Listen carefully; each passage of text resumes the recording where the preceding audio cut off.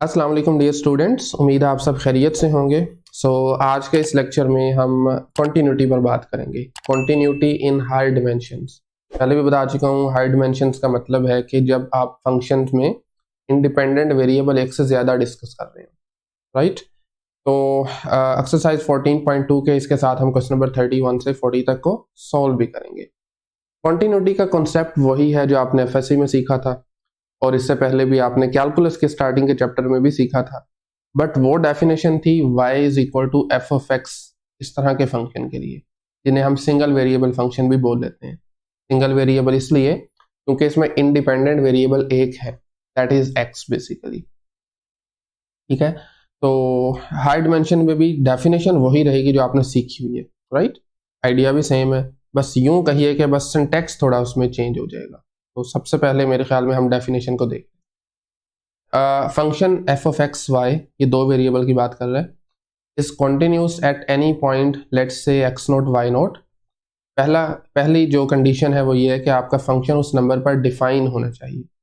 इस बात का मतलब ये है कि अगर आप अपने फंक्शन को एवेल्यूएट करते हैं उस पॉइंट पर, कोई ना कोई फाइनाइट आंसर मिलना चाहिए, लेट्स से एल, कोई नंबर आना चाहिए आंसर में। ठीक है, दूसरी कंडीशन है कि आपकी लिमिट भी उस पॉइंट पर उस पॉइंट पर एग्जिस्ट करनी चाहिए, सॉरी, लिमिट भी आपकी उस पॉइंट पर एग्जिस्ट करनी चाहिए।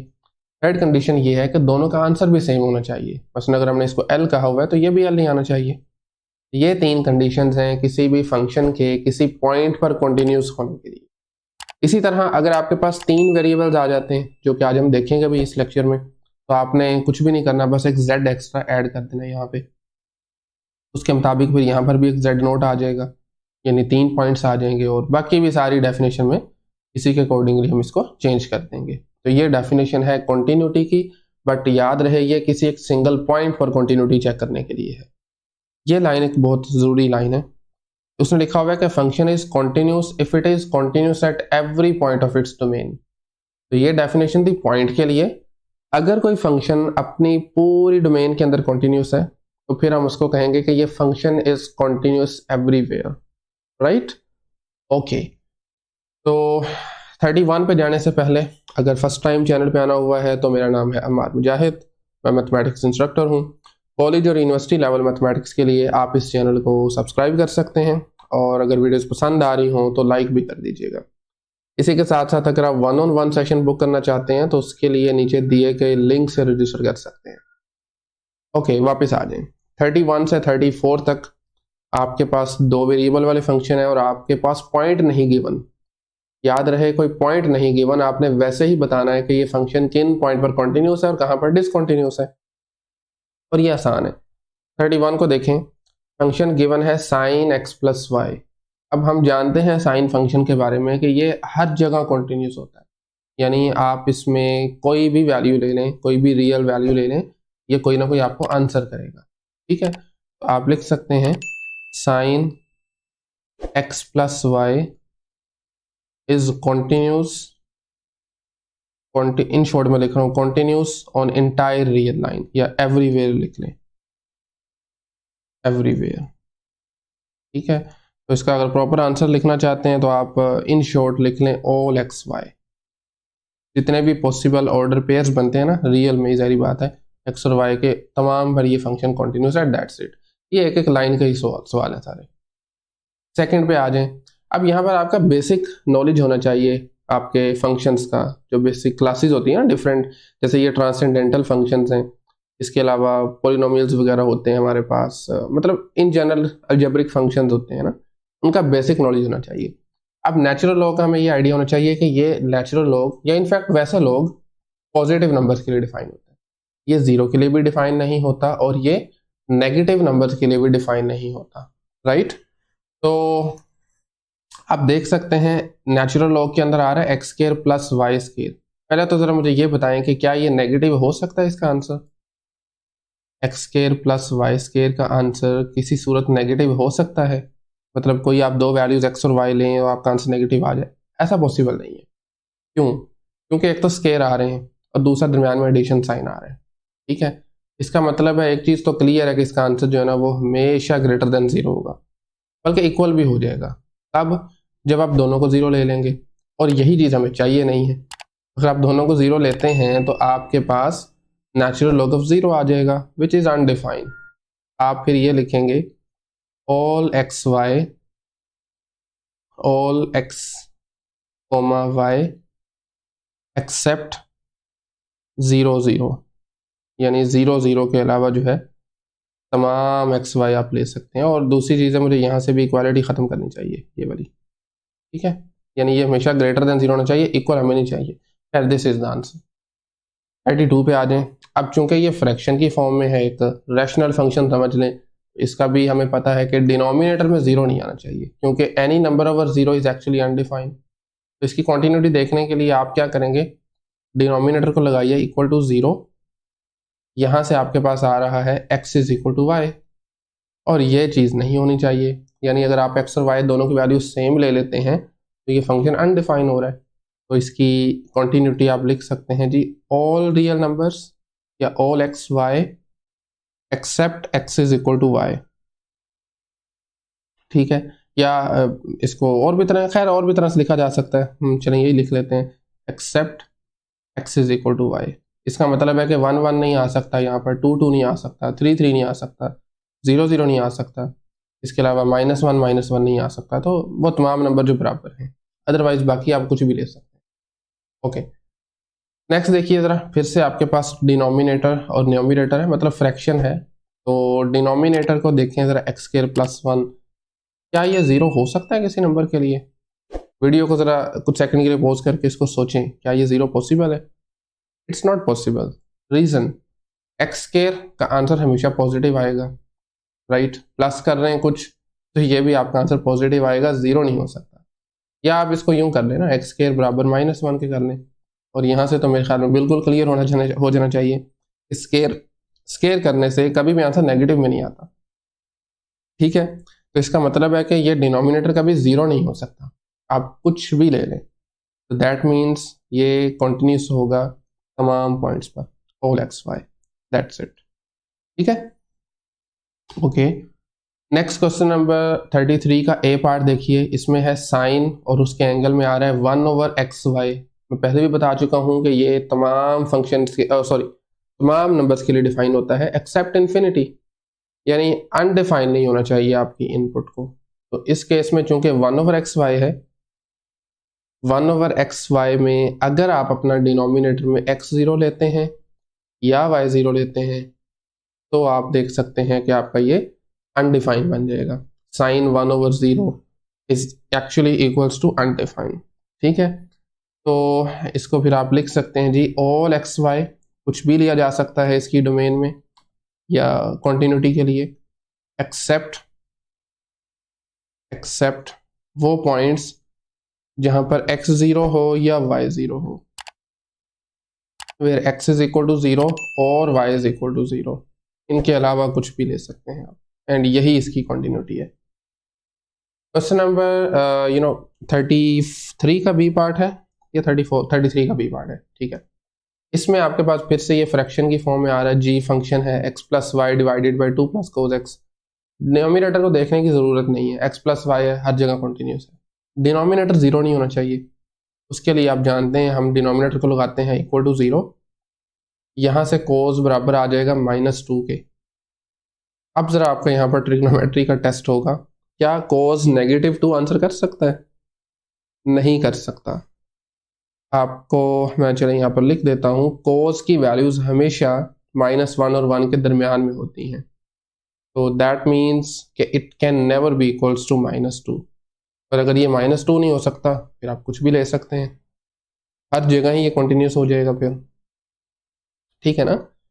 हाँ, अगर किसी पॉइंट में -2 होता तो फिर हमने वो पॉइंट निकाल देना था, अब तो ऐसा पॉइंट ही एग्जिस्ट नहीं करता। तो दैट मीन्स के continuous everywhere, all x y. Well, 34 के ए पार्ट में डिनोमिनेटर में देखिए, numerator is clear, x square plus y square है, कोई इशू नहीं है इसके साथ। अलबत्ता डिनोमिनेटर को देखिए, ये 0 नहीं होना चाहिए। तो हम इसका क्या करते हैं जी, 0 पहले लगा दें, जो नंबर्स आएंगी, एक्स वैल्यूज आएंगी, उनको हम निकाल देंगे, ठीक है। तो एक it's a quadratic equation, factorize कर लें, -x आ जाएगा, -2x, मिडिल टर्म ब्रेक की है ना, और उसके साथ में +2। Is equal to 0। पहली दो टर्म में से फैक्टर आउट करें x को, बाकी बचे x-1 और बाकी दो में से -2 को निकाल लें, बाकी x-1 आ जाएगा। फिर से x-1 फैक्टर आउट किया जा सकता है, बाकी बचेगा x-2 इज इक्वल टू 0। ये हम सवाल मेरे ख्याल में 9-10 से करते आ रहे हैं। प्रोडक्ट 0 का मतलब है या x-1 0 होगा या फिर x-2 0 होगा। इसका मतलब क्या हुआ, x की वैल्यू 1 आ रही है और x की वैल्यू 2 आ रही है। हाँ, तो ये दो ऐसी वैल्यूज़ हैं जो अगर आप अपने फंक्शन में लगाते हैं, y की कुछ भी ले लें, बट x अगर 1 आ जाए या 2 आ जाए तो ये डिनोमिनेटर 0 हो जाएगा, जिसकी वजह से आपका फंक्शन अनडिफाइन हो जाएगा। ठीक है, तो इसका मतलब है कि आपको फिर लिखना चाहिए ऑल एक्स वाई, यानी x की कोई भी x और y कुछ भी ले सकते हैं except x is equal to 1 नहीं लिया जा सकता या फिर 2 नहीं लिया जा सकता। इन दो नंबर्स के अलावा तमाम पॉइंट्स पर ये फंक्शन कॉन्टिन्यूस है। ठीक है, ओके।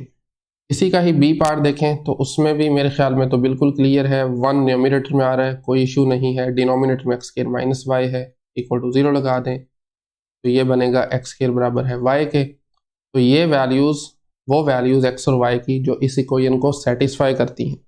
उनके अलावा आपके पास जो है वो तमाम फंक्शन तमाम पॉइंट्स पर ये फंक्शन कॉन्टिन्यूस है। ठीक है, तो ओके, आप लिख सकते हैं जी all x y except where x² is equal to y, या y इक्वल टू x² लिख लें, एक ही बात है। तो इन नंबर्स के अलावा, बल्कि मुझे वेयर भी लिखना चाहिए, सॉरी एक मिनट, वो एक्स वाई वैल्यूज जिनके लिए y बराबर आ रहा हो x² के, उनको निकाल दें। ठीक है, ये आपके पास बाकी पॉइंट पर ये कॉन्टिन्यूस होगा। ओके, तो ये क्वेश्चन जो तैयार थे ये 2 वेरिएबल्स के लिए थे। 3 वेरिएबल में भी सेम स्टोरी रहेगी हमारी। आपने 2-3 चीज़ें देखनी है ना। एक तो स्क्वायर रूट आ रहा है, तो स्क्वायर रूट के अंदर हमेशा पॉजिटिव चाहिए होता है हमें। अगर फ्रैक्शन आ रहा है तो डिनोमिनेटर 0 नहीं होना। अगर लॉग आ रहा है तो लॉग में भी पॉजिटिव चाहिए। एंड मेरे ख्याल में यही कुछ एक चीज़ है। खैर, 35 के ए पार्ट को देखें, x² plus y² minus 2z²। ना तो स्क्वायर रूट नजर आ रहा है, ना फ्रैक्शन नजर आ रहा है, ना लॉग नजर आ रहा है। इट्स अ पॉलिनोमियल बेसिकली, और ये कॉन्टिन्यूस होते हैं हर जगह। आप एक्स वाई जेड की कोई भी वैल्यू ले लें तो सीधा सीधा लिख दें ऑल एक्स वाई जेड, कोई भी एक्स वाई जेड ले लें, ये हर जगह ही कॉन्टिन्यूस होगा। अलबत्ता रीज़न नीचे अगर दे देंगे तो वो बेहतर होगा। मैं आपको बता रहा हूँ, लिख नहीं रहा, लिखना आपने लाजमी है। Since x² plus y² minus 2z² is a polynomial and is continuous everywhere. Is continuous everywhere. Right? Okay. 35 का बी पार्ट देखें जरा। स्क्वायर रूट इन्वॉल्व हो गया और स्क्वायर रूट में है x² plus y² minus 1, और हम जानते हैं कि it must be positive and it can be 0 as well.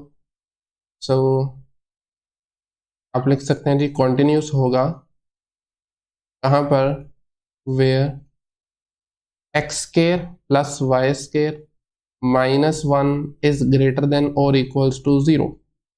और यहाँ से जब आप इसको सॉल्व करेंगे, ऐड 1 करें दोनों तरफ, तो ये बनेगा x² plus y² is greater than और इक्वल्स टू 1। याद रहे यहाँ पर z भी है बेसिकली, वो अलग बात है कि z यूज नहीं हो रहा, बट z भी है, तो ये 3 वेरिएबल का फंक्शन है। अब x² प्लस y² 3 वेरिएबल में बेसिकली बनता है सिलेंडर एक। ठीक है, ये आपके पास एक बनता है सिलेंडर। ठीक है, और ये ग्रेटर देन 1 का मतलब है कि आउटसाइड वाले पॉइंट। x² प्लस y² 1 का ग्रेटर देन का मतलब होता है आउटसाइड वाले पॉइंट। तो आप लिख सकते हैं तमाम x y z except the interior of this cylinder. ठीक है, x² plus y² equal to 1। But अगर आपको ये नहीं भी लिखना चाहते, सिलेंडर का नहीं पता, तो कोई मसले वाली बात नहीं है, आप सीधा सीधा लिख दें जी तमाम पॉइंट्स होंगे all x y z where x² plus y² is greater than और equal to 1। That's it, that's enough basically. ठीक है, z पे कोई भी कंडीशन नहीं है, x और y पे कंडीशन है कि इनका दोनों का स्केयर का सम जो है वो ग्रेटर देन और इक्वल टू 1 होना चाहिए। That's it.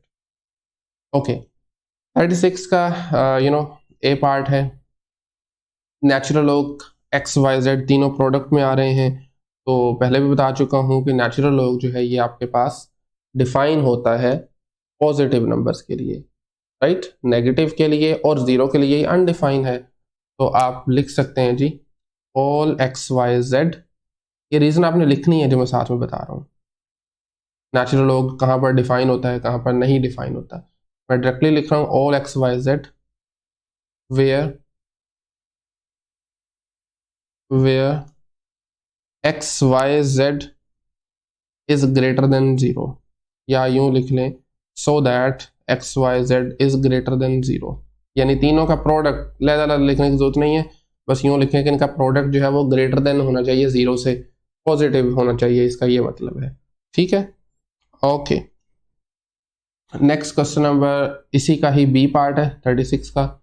इसमें आप देख रहे हैं कि x प्लस वाई आ रहा है e की पावर में और कोस z आ रहा है। अब e की पावर में कोई भी नंबर आ जाए आप उसको एवेल्युएट कर सकते हैं, ठीक है। ये कहीं पर भी अनडिफाइंड नहीं होता। एक्सपोनेंशियल फंक्शन जो है ये पूरी रियल लाइन पर डिफाइन होता है, कोस भी पूरी रियल लाइन पर डिफाइन होता है। तो प्रोडक्ट का भी फिर क्या इशू है, प्रोडक्ट भी होगा। तो सीधा सीधा लिख दें ऑल एक्स वाई जेड, ठीक है। तमाम नंबर्स पर ये डिफाइन होगा एक्स वाई जेड। ओके, 37 का ए पार्ट देखिए ज़रा। अब इसमें x और y प्रोडक्ट में आ रहे हैं, साथ में साइन के एंगल में है 1/z। तो इसमें मेरा नहीं ख्याल कि आपको कुछ ज़्यादा कुछ लिखने की ज़रूरत है, डायरेक्टली देख के बता सकते हैं कि ऑल एक्स वाई जेड। इसके अलावा ये z ज़ीरो नहीं आना चाहिए, क्योंकि अगर ये z ज़ीरो हो जाता है तो आपके पास ये साइन 1/0 बन जाएगा which is going to be undefined, right. तो आप लिख सकते हैं all x y z such that z is not equals to 0, so this is the condition। Okay, question number इसी का ही बी पार्ट देखें। ये फ्रैक्शन में आ रहा है आपके पास x square plus z square -1 denominator में है, और हम जानते हैं ये ज़ीरो एक्सेप्टेबल नहीं है। आप इसको ज़ीरो लगा लें, जो वैल्यूज़ आएंगी वो हम निकाल देंगे इससे, ठीक है। तो यहाँ से 1 ऐड करें दोनों तरफ, तो x square plus z square बराबर आ रहा है 1 के, यानी ये चीज़ हमें नहीं चाहिए। आप क्या लिखेंगे ऑल एक्स वाई जेड। इसको लिखने के 2-3 तरीके हैं, शायद इससे भी ज़्यादा हो। तो बहरहाल आपको अगर समझ आ गई है क्वेश्चन की तो आप अपने वर्डिंग में भी लिख सकते हैं, नो इशू। ओहो, एक मिनट यार, क्या लिखती है all x y z, all x y z except where x square plus z square is equal to 1, यानी इसके अलावा वो तमाम वैल्यूज हम ले सकते हैं, ठीक है। ओके, 38 का ए पार्ट देखिए। H of x y z is equal to 1 over absolute value of y plus z. ये इंटरेस्टिंग है थोड़ा सा, एब्सोल्यूट वैल्यूज आ चुकी हैं। अब एक चीज़ तो क्लियर है कि ये अपने आप के अंदर कभी भी नेगेटिव नहीं हो सकता ना, इसका आंसर अल्टीमेटली पॉजिटिव आएगा। तो हमें चाहिए y absolute value plus z absolute value equal to 0, यानी ये नंबर हमने निकालने हैं। तो सॉल्व करने के बाद आपको ये क्या मिलेगा, या इसको सॉल्व नहीं करते आप, थोड़ा सा ऐसे ही चीज़ों को समझने की कोशिश करें। बेसिकली 0 कब होगा, ये y और z की कौन सी वैल्यू लें तो ये 0 होगा। बेसिकली अगर आप y को 0 लेते हैं और z को भी 0 लेते हैं, this is the only possibility कि आपके पास इसका डिनोमिनेटर 0 आ जाए। तो इन नंबर्स के अलावा आप कोई भी नंबर ले सकते हैं, ठीक है। तो इसको लिख लीजिए all x y z, all x y z except x कुछ भी हो सकता है, तो आप इसको लिख सकते हैं x can be any number, but why और जेड 0 नहीं होने चाहिए। इन नंबर्स के अलावा तमाम एक्स वाई जेड पर ये फंक्शन आपका कंटिन्यूस होगा। 38 का B part, and this is interesting by the way. Video pause करके ज़रा खुद से इसको करने की कोशिश करें। देखें, ये आ रहा है एक्स वाई प्रोडक्ट में और ये आ रहा है जेड, ठीक है। तो एक चीज़ तो इसमें यह है कि आपका एक्स वाई का एब्सोल्यूट वैल्यू इनमें से अगर आप कोई एक भी ज़ीरो ले लेते हैं तो ये सारा ज़ीरो हो जाएगा, बट हाँ z को ज़ीरो लेना पड़ेगा आपको। तो इसमें दो पॉसिबिलिटीज़ बनती हैं, या तो एक ये पॉसिबिलिटी बनती है कि x ज़ीरो हो और z ज़ीरो हो, एक ये पॉसिबिलिटी है, और दूसरी पॉसिबिलिटी क्या है, और y ज़ीरो लें एंड z ज़ीरो लें। ये दो डिफरेंट पॉसिबिलिटीज़ हैं, ठीक है। सोल्यूशन कैसे लिखना है वो भी लिख लेते हैं जी। ऑल एक्स वाई जेड यानी तमाम पॉसिबिलिटीज एक्सेप्ट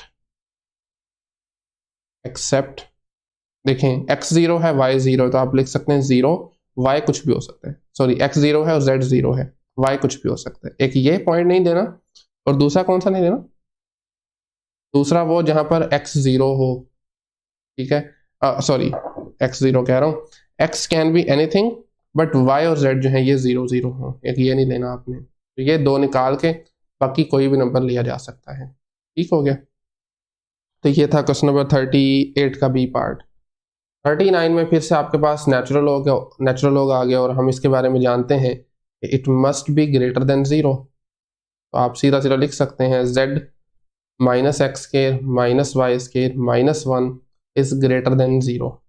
ना तो ज़ीरो होना चाहिए ये, ना ही ये नेगेटिव होना चाहिए। तो यहाँ से इन सारी टर्म्स को उठाएं और दूसरी तरफ ले चलें, साइन इनके चेंज हो जाएंगे। तो ये आ जाएगा z इज, अगरचे ये भी फाइन है लेकिन ये ज़रा थोड़ी लुक देखने में अच्छी लग रही है, z is greater than x square plus y square plus one. तो ये क्राइटेरिया है, ठीक है। लिखना चाहते हैं तो आप लिख भी सकते हैं, ऑल एक्स वाई जेड तमाम वैल्यूज होंगी सच दैट ये रिलेशन हो उन वैल्यूज के दरमियान, z हमेशा बड़ा होना चाहिए x square plus y square plus one से, वो वैल्यूज हम ले सकते हैं, ठीक है। तो ये था 39 का ए। 39 के बी पार्ट में देखें, डिनोमिनेटर में एक तो डिनोमिनेटर भी है, मतलब फ्रैक्शन है, और साथ ही साथ में स्क्वायर रूट भी आ रहा है। दो काम आपको एक साथ करने हैं, एक तो z माइनस के root x square plus y square zero के बराबर नहीं होना चाहिए, यानी z बराबर नहीं होना चाहिए square root x square plus y square के, ठीक है। और दूसरी कंडीशन क्या है बाय द वे, दूसरी कंडीशन है कि स्केयर रूट के अंदर पॉजिटिव आना चाहिए, यानी x square plus y square must be positive, right. But अगर आप थोड़ा ऑब्जर्व करें ना, तो एक्स स्केयर भी पॉजिटिव होगा, वाई स्केयर इटसेल्फ भी पॉजिटिव होगा, ऐड करेंगे तो रिजल्टिंग नंबर भी पॉजिटिव आएगा। तो इससे हमें कोई इशू नहीं है, ये पॉजिटिव ही आएगा, इनफैक्ट लिखने की ज़रूरत भी नहीं है, लिखने तो कोई मसला भी नहीं है। खैर, तो आपने सोल्यूशन कैसे लिखना है then, all x y z such that, यानी वो नंबर्स लें जहां पर आपका z जो है वो इक्वल ना हो। देखें इक्वल होगा जब ये, तो ये ज़ीरो हो जाएगा ना, z is not equal to square root x square plus y square, ठीक है, दैट्स इट। ओके, 40th का देखें जी, ए पार्ट लास्ट क्वेश्चन है बाय द वे, ये मेरे ख्याल में बिल्कुल सिमिलर है 39 के ए से, मिलती जुलती चीज़ें हैं। खैर, स्केयर रूट है तो मतलब ये हुआ कि x square 4 minus x square minus y square minus z square greater than या ज़ीरो होना चाहिए। बाय द वे 39 के में ना लॉग था, तो उसमें सिर्फ ग्रेटर देन लिया था आपने, इसमें इक्वल भी ले सकते हैं, ठीक है। अच्छा जी, इस सब को दूसरी तरफ शिफ्ट करें, 4 इज ग्रेटर देन और equal to x square plus y square plus z square, तो ये कंडीशन है। अगर आप इसको लेफ्ट पर लिखना चाहते हैं तो that's fine, x square plus y square plus z square must be less than और इक्वल्स टू 4, राइट, ये क्राइटेरिया है। आप लिख लें ऑल एक्स वाई जेड तमाम वैल्यूज हो सकती हैं सच दैट, तमाम में भी वो वाली लेनी है आपने जहां पर इनका स्क्वायर्स का सम लेस देन आए 4 से, लेस देन और equals to 4, right. Okay, the last question of this lesson interesting है थोड़ा सा, इसमें फिर से हमें दो चीज़ें देखनी पड़ेंगी, क्योंकि आपके फ्रैक्शन है, फ्रैक्शन के डिनोमिनेटर को भी देखना है और उसके रूट में भी पॉजिटिव आना चाहिए। ओके, तो पहली चीज़ कि इसका जो डिनोमिनेटर है 4 माइनस के root x square plus y square plus z square minus 9, ये 0 लगाएं पहले नंबर पे इसको, ठीक है। इसको हम सोल्व कर सकते हैं ना थोड़ा सा, इसको उधर शिफ्ट करें तो ये पॉजिटिव में हो जाएगा। 4 बराबर आ जाएगा x square plus y square plus z square minus 9, इसका स्क्वायर रूट, दोनों तरफ स्केयर अप्लाई करेंगे तो 4 का स्केयर होता है 16, राइट साइड पे स्केयर कैंसिल आउट हो जाएगा तो ये बनेगा x square plus y square plus z square minus 9। अब ये 9 को भी ख़त्म कर सकते हैं, दोनों तरफ 9 ऐड कर दें, ये बन जाएगा 16 plus 9 is equal to x square plus y square plus z square. इसको यूं करें कि लेफ्ट पे ले जाएं ज़रा, x square plus y square plus z square को, और 16 plus 9 we know it is 25। तो अच्छा, ये कौन से नंबर्स हैं जहां पर आपका डिनोमिनेटर 0 होगा, तो हमें ये नहीं चाहिए, हमें नॉट इक्वल टू 25 चाहिए। अच्छा जी, दूसरी चीज़ क्या है, उसको भी हम ज़रा साइड बाय साइड लेके चलते हैं, ठीक है। दूसरा ये है कि आपका जो स्क्वायर रूट है उसमें पॉजिटिव आना चाहिए, तो उसको भी देख लेते हैं। X square plus y square plus z square minus 9 must be greater than 0, या इक्वल भी हो जाए तो कोई इशू नहीं है, ठीक है। तो ये ग्रेटर देन होना चाहिए। यहाँ से 9 को उस तरफ शिफ्ट करें तो x square plus y square plus z square must be greater than और इक्वल्स टू 9। तो ये एक कंडीशन है, दो कंडीशंस आ गई हैं। एक ये है कि ये इक्वल नहीं होना चाहिए 25 के, और दूसरा है कि इनका सम का स्क्वायर का सम बेसिकली 9 से बड़ा आना चाहिए, या 9 भी आ सकता है, ठीक है। तो इसका फिर सोल्यूशन लिखने का तरीका होगा ऑल एक्स वाई जेड, ठीक है, तमाम लेने हैं such that x square plus y square plus z square, इन तीनों नंबर्स के स्क्वायर का sum it must be greater than और इक्वल्स टू 9। एक तो ये है, और दूसरा क्या है इनका such that this is must be greater than 9 and x square plus y square plus z square must not equal to 25, इनका सम 25 नहीं आना चाहिए। तो ये हैं दो कंडीशन इसकी, ठीक है। तो मेरे ख्याल में आज के लेक्चर का फिर यहीं पे क्लोज करते हैं। कहीं से अगर कोई क्वेश्चन क्यूरी हो तो आप कमेंट सेक्शन में पूछ सकते हैं, और अदरवाइज मिलते हैं नेक्स्ट लेक्चर में। तब तक के लिए अल्लाह हाफिज़।